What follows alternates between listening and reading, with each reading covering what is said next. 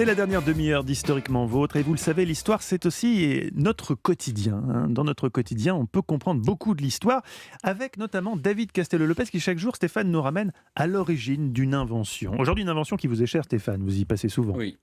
Oui. Non. Vous êtes piégé, vous êtes piégé. Mais non, mais je passe pas ma vie devant les distributeurs de billets de banque. Non, c'est vrai, vous De toute façon, retirez 500 maintenant, d'un tout coup. est... C'est pas ça, c'est que tout est démonétisé. Vous C'est savez, vrai, il y a le maintenant. sans contact. Les cartes sans contact, etc. Oui. C'est déjà obsolète ce dont vous nous parrez finalement, David. Oui, ouais.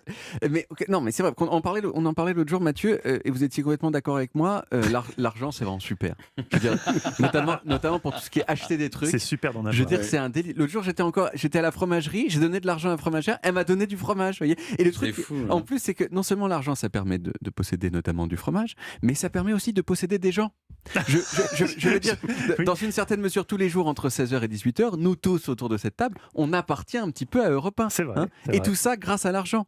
Et en plus, aujourd'hui, ce qui est génial, c'est que l'argent, c'est super facile d'en avoir. On va au distributeur, on tape son code de carte bleue, moi c'est 3861, et paf, l'argent, il sort.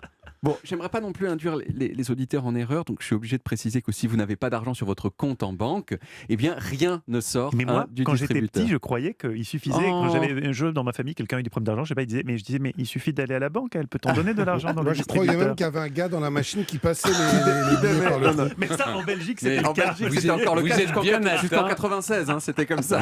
Ils sont très atteints dans les...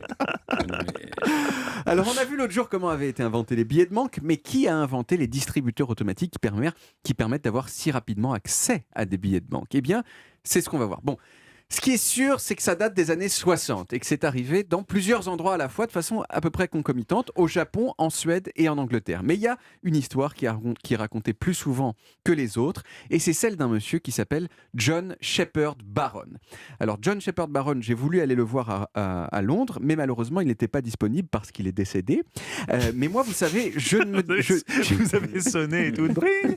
Ah non, je suis désolé. Oh, il est plus là. il n'est pas disponible en raison de son décès.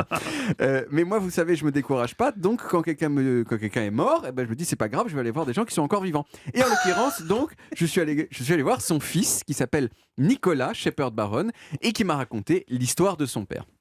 Alors avant, quand on voulait avoir de l'argent, il y avait une seule solution, il fallait aller à la Au banque guichet de la et banque. le demander à quelqu'un au guichet. Or, vous connaissez les horaires d'ouverture des banques, c'est un petit peu du foutage de gueule, c'est genre 11h du matin, 16h30, vous voyez. Fermé entre midi aussi. Voilà, et fermé à l'heure du déjeuner. Donc si vous n'aviez pas d'argent et qu'on était en dehors des horaires d'ouverture, eh bien c'était fini. Vous ne pouviez plus rien faire, vous mourriez de faim.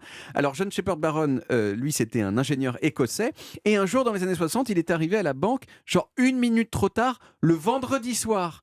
Et ça Terrible. veut dire Tout le 0 week-end. argent jusqu'au lundi matin. Et ça l'a énervé. Et il s'est dit, non mais, ce serait pas mieux quand même que pouvait y avoir des distributeurs de billets comme il y a des distributeurs il y avait déjà des distributeurs de chocolat à l'époque, vous voyez. Il a fait des essais, puis il a pitché son idée au président de la banque Barclays, qui était une des plus grandes banques anglaises, qui est toujours une des plus grandes banques anglaises, et Barclays a dit OK. Et le 27 juin 1967, le premier distributeur de billets de l'histoire a été installé dans l'agence Barclays de Enfield à Londres. J'y suis allé, il y a une plaque en métal qui célèbre le moment, parce que ça a été inauguré un peu en grande pompe, comme disent les journalistes. Mais ce qu'il faut voir, c'est que c'était pas tout à fait aussi pratique qu'aujourd'hui. D'abord, il fallait demander à la banque des morceaux de papier perforés qui ressemblaient un peu à des chèques avec des numéros dessus. Ensuite, on mettait ce papier perforé dans un tiroir de la machine. Et parce qu'il n'y avait pas de carte. Mais oui, il n'y avait pas de carte. Et il y a une lumière qui s'allumait. Et là, il fallait tirer un autre tiroir dans lequel se trouvait l'argent. Et on n'avait pas le choix. C'était toujours 10 livres en billets de 1 livre. Voilà. Enfin, quand même, l'invention, elle a quand même changé le monde parce que ça a permis aux gens de se dire au dernier moment, par exemple, un samedi après-midi, tiens, si on allait faire des courses. Alors qu'avant, pas possible, fallait absolument le prévoir à penser l'avance. avant. Voilà. Alors bien sûr, aujourd'hui, c'est sûr que le nombre de distributeurs va diminuer. Il a déjà commencé à diminuer. Et le Covid n'a pas fait grand-chose pour aider, parce que les gens se sont habitués à payer en carte ou par Internet ou avec leur téléphone. Il y a des estimations qui disent que dans pas si longtemps que ça, dans 8 ans, en 2028, il n'y aura plus que 10% des transactions qui seront faites en liquide. Mais dans l'ensemble, ça veut juste dire que ce sera encore plus facile qu'avant d'avoir de l'argent.